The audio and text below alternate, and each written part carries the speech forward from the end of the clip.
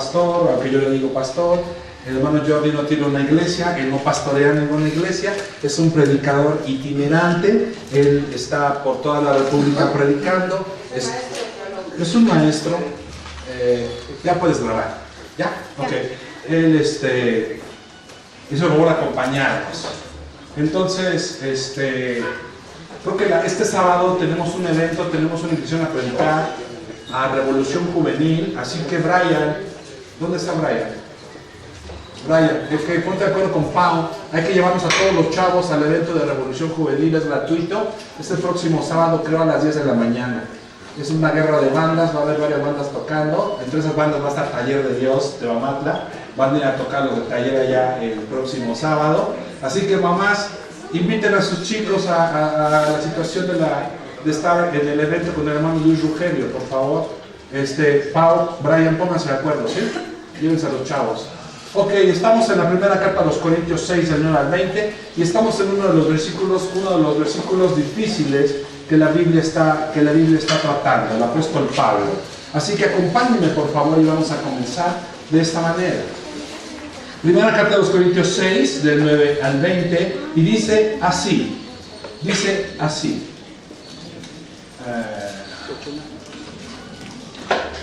Sino que el hermano con el hermano pleitea en juicio, y esto ante los incrédulos. Así que, por cierto, es ya una falta en vosotros que tengáis pleitos entre vosotros mismos. Vamos al 9. ¿No sabéis que los injustos no heredarán el reino de Dios? O sea, le está haciendo el apóstol Pablo una pregunta. ¿No sabéis que los injustos no van a heredar el reino de Dios? No erréis. Ni los fornicarios, ni los idólatras, ni los adúlteros, ni los afeminados, ni los que se echan con varones, ni los ladrones, ni los avaros, ni los borrachos, ni los maldicientes, ni los estafadores heredarán el reino de Dios. Y esto erais algunos, mas ya habéis sido lavados, ya habéis sido santificados, ya habéis sido justificados en el nombre del Señor Jesús y por el Espíritu de nuestro Dios. Y entonces el apóstol Pablo, después de que está pastoreando a los corintios, hablándoles sobre esto, les dice en el 12: todas las cosas me son lícitas, mas no todas me convienen. Todas las cosas me son lícitas, mas yo no me dejaré dominar de ninguna. Las viandas para el vientre y el vientre para las viandas, pero tanto al uno como a los otros destruirá Dios. Pero el cuerpo no es para la fornicación, sino para el Señor, y el Señor para el cuerpo. Y Dios, que levantó al Señor, también a nosotros nos levantará con su poder. ¿No sabéis que vuestros cuerpos son miembros de Cristo? ¿Quitaré pues los miembros de Cristo y los haré miembros de una ramera? De ningún modo. ¿O no sabéis que el que se une con una ramera es un cuerpo con ella? Porque dice, los dos serán una sola carne. Pero el que se une al Señor, un espíritu es con él. Huid de la fornicación. Cualquier otro pecado que el hombre comete está fuera del cuerpo, mas el que fornica contra su propio cuerpo peca. ¿O ignoráis que vuestro cuerpo es el templo del Espíritu Santo, el cual está en vosotros, el cual tenéis de Dios, y que no sois vuestros? Porque habéis sido comprados por precio. Glorificad pues a Dios en vuestro cuerpo y en vuestro espíritu, los cuales son de Dios. Ok, es uno de los versículos más terribles que de la Biblia. El apóstol Pablo le está hablando a los corintios. Y esto me gustó mucho y me pareció muy interesante el estudiarlo en esta semana, porque no sé si usted algún día ha conocido a personas que aceptan a Jesucristo como su Señor y su Salvador, pero su forma de hablar y sus pensamientos no han cambiado nada. No sé si usted se ha encontrado con gente así. Gente que parece que tiene que ser liberada de un espíritu inmundo, aunque la problemática en realidad es que es una, ¿cuál? Que no ha renovado su mente en una área en particular. La doctrina de la renovación de la mente es muy interesante. Yo diría que es una clave para vivir en una vida exitosa como cristiano. La Biblia habla de renovar nuestro entendimiento. El que tú llegues a Jesucristo y el que seas salvo representa que tú has dejado las tinieblas y has pasado a la luz. Pero una vez que estás en Cristo, la conversión no sucede automáticamente. La conversión La conversión en la cual tú actúas, la conversión en la cual tú tienes que caminar, representa que tú renueves tu entendimiento. Representa que las viejas ideas, representa que la tradición, representa que aquello que aprendiste tiene que ser desechado por ti. Tiene que ser quitado por ti. Y tienes que comenzar a venir a tomar un nuevo sistema de pensamiento. Si tú eres un chico, un hombre o una mujer que en la vida entendieron o escucharon a través de las generaciones, en la mesa de la abuela, en la mesa de los tíos, en la mesa de los primos, o en tu misma, o en la mesa de tus padres, si tú escuchaste ahí que el adulterio, que la fornicación, que la traición, que la lujuria era algo normal y el pan de cada día, y tú creces y llegas a Cristo y sigues utilizando o sigues teniendo esa misma moralidad sexual, tienes que entender una cosa. La renovación del entendimiento va a hacer que tú dejes y entiendas que eso no le agrada a Dios, que eso va en contra de la Biblia, que esa es la forma en que la carne piensa y la carne es muerte, y que la única manera que tú vas a lograr un cambio va a ser a través de que tú vengas y renueves tus pensamientos. Amén. Que renueves lo que estás pensando.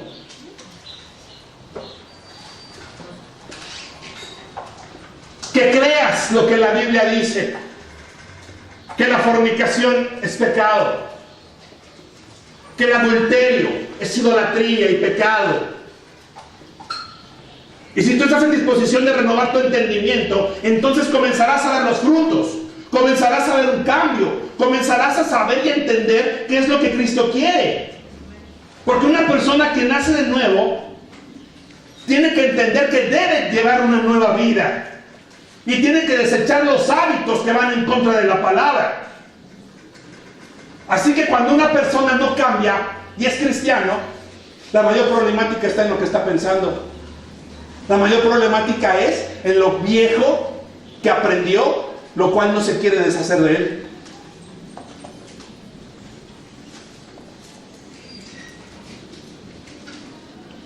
Por eso es imposible ver un cambio duradero en la vida de la gente.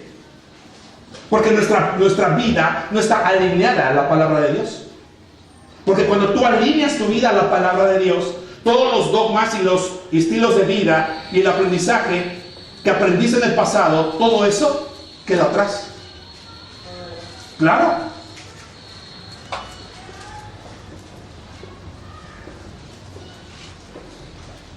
Por ejemplo, gracias. Estar de acuerdo con la palabra de Dios y caminar de acuerdo con la palabra de Dios es entender que el matrimonio es el único marco dentro del cual se puede producir la actividad sexual, y eso es aceptable para Dios. Pero es reprobable para el mundo. Pero aquí la situación es qué tanto yo quiero agradar a Dios y qué tanto quiero esperar un cambio en mi vida. Porque los patrones de pensamiento y las creencias darán forma a nuestro comportamiento. Si yo soy una persona que está creyendo que la fornicación es algo que puedo hacer y que puedo practicar y que no me importa, ¿por qué? Porque en mi vida mis padres, mis primos, quien sea, ha sabido o ha practicado la sexualidad, yo tengo que venir a la palabra de Dios, y en la palabra de Dios yo tengo que saber una cosa, que eso es pecado delante de Dios, que yo tengo que cambiar mi forma de pensar. Mientras yo no cambie mi forma de pensar, yo seguir practicando la fornicación.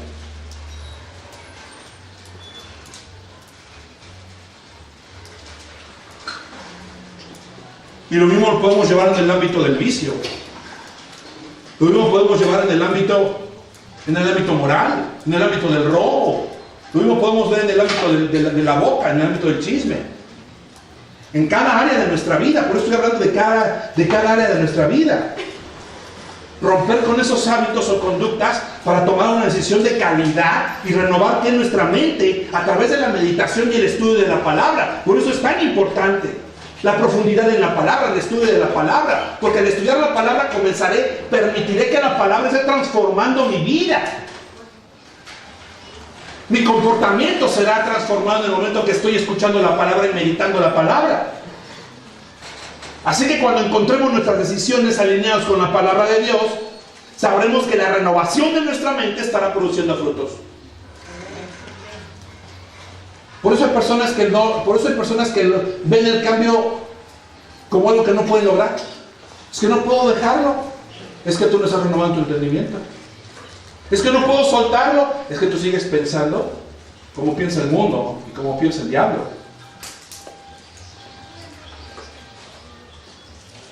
Por eso el apóstol Pablo está en esta disyuntiva. El apóstol Pablo comienza a decirles en el 6:9: ¿no sabéis que los injustos no van a heredar el reino de Dios? Y entonces el apóstol hace una lista. Pero ¿qué estaba pasando en ese momento? ¿Qué estaba sucediendo en Corintio? Lo que estaba pasando en Corintio era lo siguiente: ¿no sabéis que los injustos no heredarán el reino de Dios? Si tú te pones a estudiar qué era lo que pasaba antes, los versículos que le anteceden son unos versículos donde adentro de la iglesia lo que estaba pasando es que un hombre se estaba acostando con la mujer de su padre. Ese hombre estaba teniendo relaciones con su madrastra, relaciones sexuales.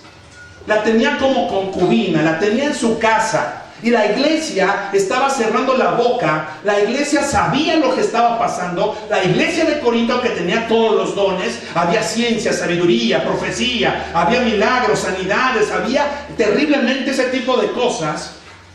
Aunque estaba pasando eso, en la iglesia este hombre se estaba acostando con su madrastra. Con la mujer de su padre se estaba acostando. Y el apóstol Pablo comienza a decirles: ¿qué no sabes que los injustos no van a heredar el reino de los cielos? Así que lo que el apóstol estaba haciendo era pastorearlos. Acompáñenme ahí a la carta de los Corintios 5:11. Regresemos un poco al 5:11, por favor.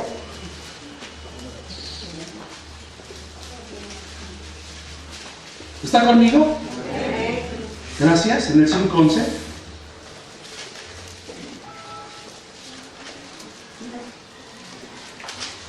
Y entonces el apóstol habla algo bien interesante.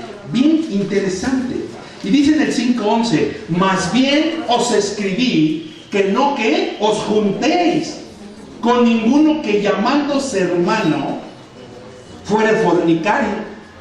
Fíjense qué interesante.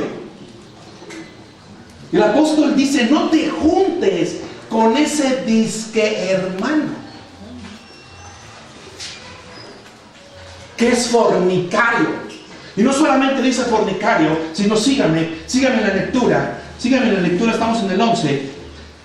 No os juntéis con ninguno que llamándose hermano fuere fornicario, o avaro, o idólatra, o maldiciente, o borracho, o ladrón, con el tal que ni aún comas. O sea, con el tal ni aún te sientes a comer. Y si vamos unos versículos antes, el apóstol Pablo está hablando sobre la levadura. El apóstol está hablando sobre que un poco de levadura va a inflar toda la masa, va a echar a perder todo.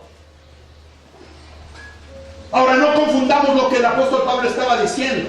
El apóstol Pablo estaba diciendo que no se comiera con esa persona, no con el propósito de que lo aplastaran y que lo echaran fuera y que lo mataran tras el juicio o el señalamiento, sino que el apóstol Pablo estaba diciendo que no se comiera con él. El apóstol Pablo decía que no se juntara uno con él, con el propósito de que una vez quitada la persona, esa persona cayera en contrición, que esa persona fuera convencida de que hizo algo mal y dejara de vivir de esa manera. Quitándolo también el apóstol Pablo, lo que hacía es que él no viniera a tomar la cena del Señor. Pero sobre todo lo estaba quitando por una cuestión más. Lo estaba quitando porque al sentarte a comer con él y al preguntarle: oye, ¿cómo te va con tu madrastra? ¿Qué te parecen esas relaciones sexuales con ella? Él comenzara a contar: me parece perfecto, fíjate que es la mujer que yo estaba esperando, estoy enamorado. Y entonces de esa manera la persona que lo escuchara, o el grupo de personas que se sentaran a comer con él, comenzaran a menguar en su espiritualidad y comenzaran a ser gente que tuviera más condescendencia con el pecado y comenzaran a tomar decisiones parecidas.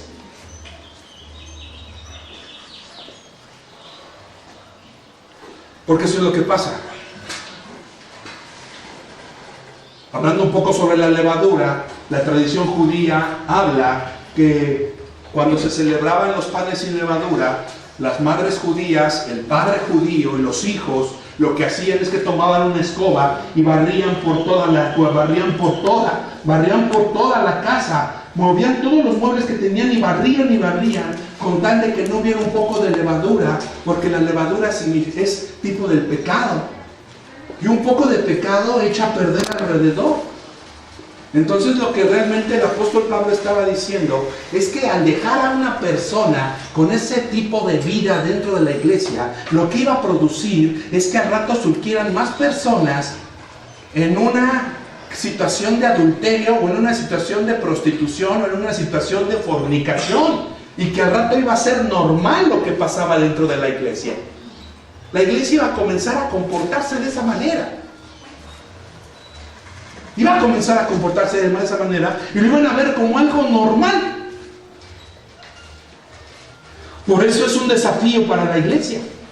Porque la iglesia se puede deslizar hacia un error doctrinal. Un pequeño error doctrinal lo que produce es gente deforme. Ahora, la problemática que pasaba en Corintio, lo que estaba pasando en Corintio, es que en Corintio, según nosotros estamos leyendo la Cena del Señor, había ciertos grupitos, y como había ciertos grupitos, lo que resultaba es que ellos estaban inflados arrogantemente. Eran personas que, aunque veían a la posición del hermano, aunque veían el pecado del hermano, ellos no lo amaban lo suficiente como para venir y exhortarle y reprenderle y decirle: eso no es santo, lo que tú estás haciendo no va de acuerdo al Señor Jesucristo. ¿Por qué? Porque ellos estaban teniendo falta de amor hacia la persona que estaba viviendo en pecado.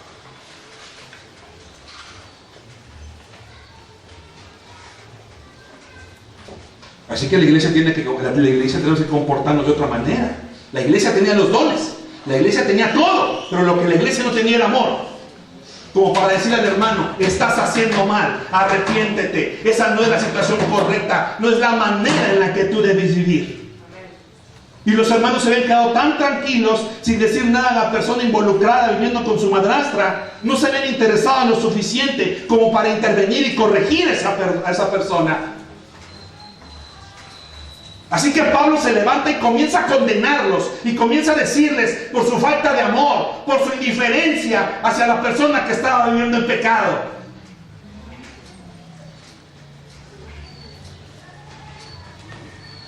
Así que lo que realmente al apóstol Pablo lo inquietaba no era la persona que vivía en pecado, sino la reacción de indiferencia ante los hermanos, la reacción de indiferencia de la iglesia. El apóstol le dice que ellos deberían estar avergonzados por la falta de amor, por la falta de interés, de bienestar del otro, y no solamente del otro, de la iglesia completa. ¿Cómo ven lo que el apóstol Pablo está hablando? ¿Cómo ven lo que el apóstol está poniendo? Así que por tanto el apóstol Pablo lo que viene a hacer es lo siguiente. Ponlo por favor.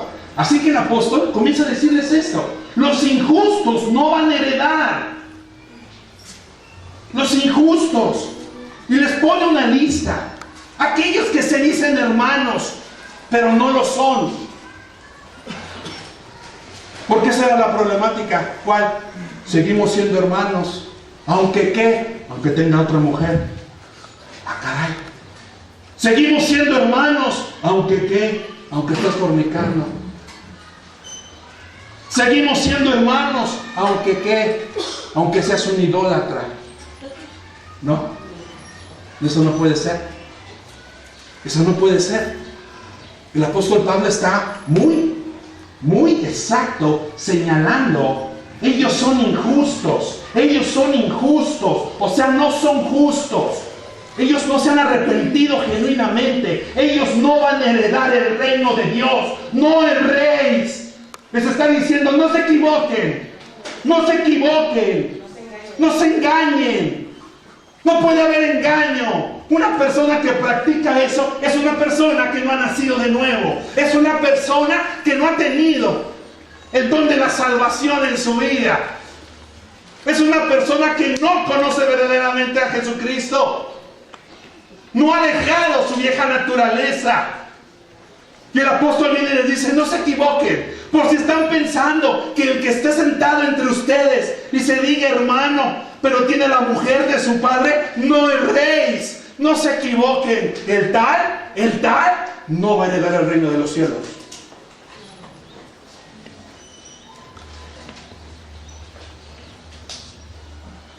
Porque la vez pasada el hermano nos habló de santidad.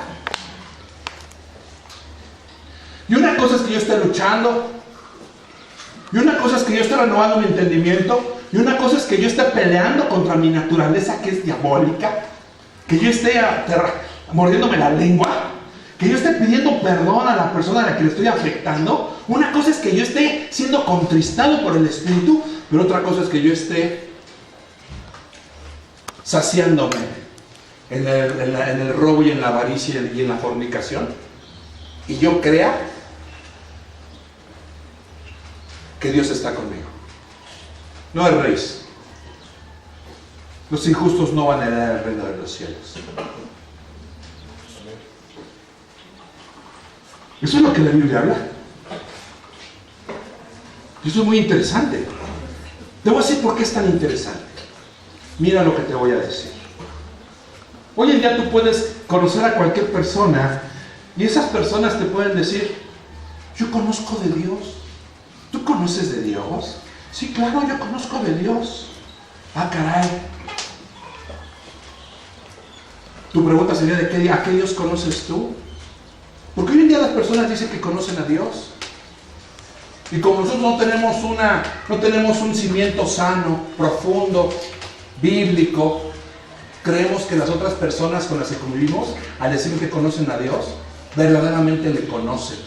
Pero eso es un error grave. Es como darle una paleta a un pequeño niño y engañarlo. Eso no es correcto. Por eso el apóstol Pablo dice, no erréis. Quiero hacer una pregunta. Los fornicarios, los borrachos, los adúlteros, los hechiceros, los ladrones, ¿entrarán al reino de los cielos? Creo que estamos divididos. Voy a repetir la pregunta. ¿Los fornicarios entrarán al reino de los cielos? No. Si se arrepienten, sí. Ah, bueno. Entonces ya no son fornicarios, ¿verdad? No. Pongamos un ejemplo. Yo vengo a la iglesia, ¿sale? Soy hermano, como dice el apóstol Pablo. Estoy aquí en la iglesia. Pero honestamente, cada sabadito, pues aviento mi mensajito, te estás poniendo bien bonita. Y te veo y nos vamos al hotel. Cada 8 días sin falta.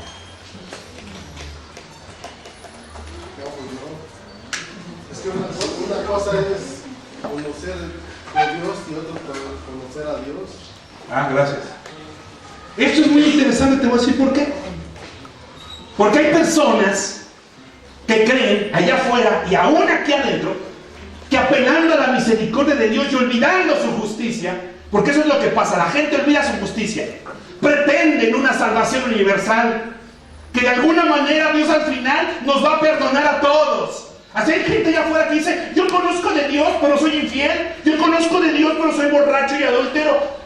Ay, Dios es amor, Dios es bueno. Claro que Dios es amor y es bueno, pero Dios también es juicio y Dios también es justicia. Claro.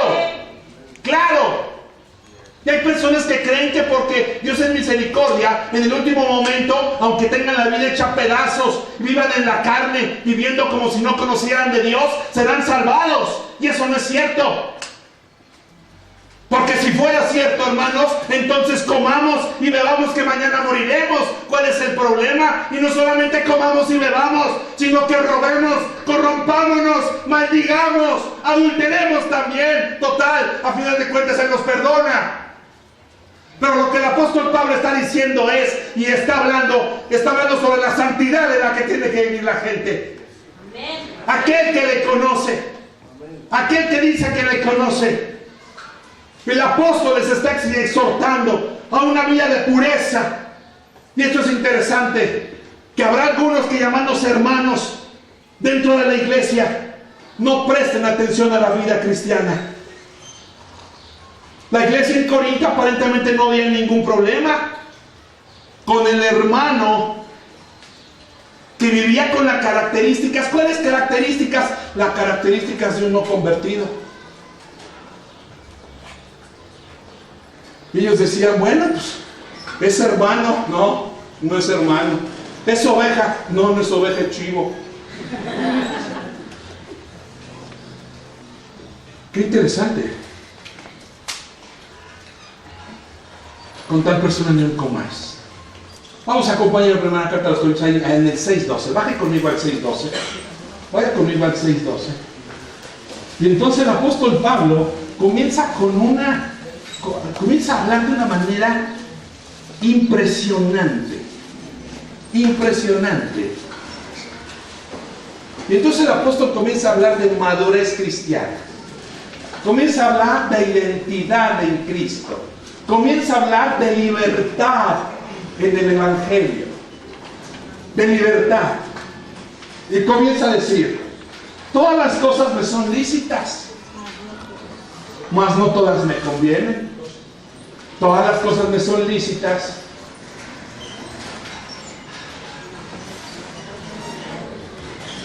mas yo no me dejaré dominar de ninguna. La vianda es para el vientre y el vientre para las viandas, pero tanto el uno como a las otras destruirá Dios. Pero el cuerpo no es para la fornicación, sino para el Señor, y el Señor para el cuerpo. Y Dios, que levantó al Señor, también a nosotros nos levantará con su poder. ¿No sabéis que vuestros cuerpos son miembros de Cristo? ¿Quitaré pues los miembros de Cristo y les haré miembros de una ramera? De ningún modo. ¿O no sabes que el que se une con una ramera es un cuerpo con ella? Porque dice, los dos serán una sola carne. Pero el que se une al Señor, un espíritu es con él. Huyan de la fornicación. Cualquier otro pecado que el hombre comete está fuera del cuerpo, mas el que fornica contra su propio cuerpo, ¿qué? Peca. Interesante. Yo busqué la palabra todo me es lícito.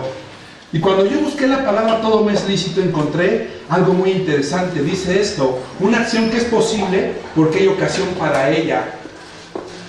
O significa también que nada lo obstaculiza. O también significa una acción que no es prohibida por una norma o por una corte superior.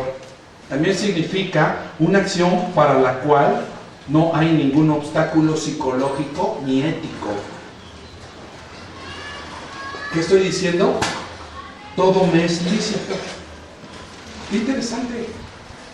Todo me es lícito, el apóstol Pablo lo estaba tratando, porque una vez que tú llegas a Cristo, eres liberado de la ley, pero no solamente eres liberado de la ley, eres liberado del pecado.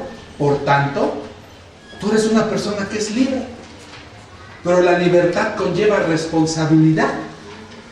Tú puedes tener la libertad de manejar una computadora, pero si tienes menos de 20 años, tal vez tú no tengas la responsabilidad de manejar la computadora. Por tanto, todo te es lícito, lo puedes hacer, pero ¿sabes qué? Tal vez no te conviene cómo estás utilizando la computadora. Por tanto, tu libertad se puede convertir en libertinaje. Y ese libertinaje te puede llevar a la esclavitud de la pornografía. Tú tienes la libertad para comer un corte de carne. Puedes llegar a la carnicería sin preguntar, disculpe, ¿de qué murió el buey? ¿Se lo sacrificaron a la Santa Muerte o se lo sacrificaron a quién? Dice el apóstol Pablo, déjate de tonterías, madura un poco. No llegues a la carnicería preguntando por cuestión de conciencia. Tú compra. Y comprando la carne, lo que tú tienes que hacer es comerla. ¿Por qué? Porque todo te es lícito. Pero después de que comes carne una semana, 2 semanas, 3 semanas, 5 semanas, medio año, un año entero, una de dos, o eres millonario, sí, claro, o 2, vas a acabar con un problema de gota. Todo me es lícito, claro que puedes, pero no todo me conviene. ¿Por qué? Porque en el momento que yo estoy abusando de mi libertad, lo que estoy haciendo es caer en la esclavitud. Y al caer en la esclavitud, voy a deshonrar a Dios. Y voy a hacerle daño a mi cuerpo, que es el templo del Espíritu Santo. Den un aplauso al Señor por eso.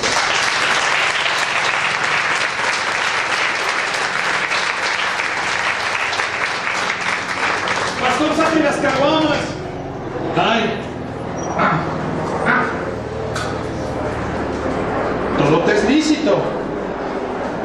Pero si no puedes manejar la libertad y eres un alcohólico y vas a caer en la esclavitud del alcohol, mejor déjate de tu supuesta madurez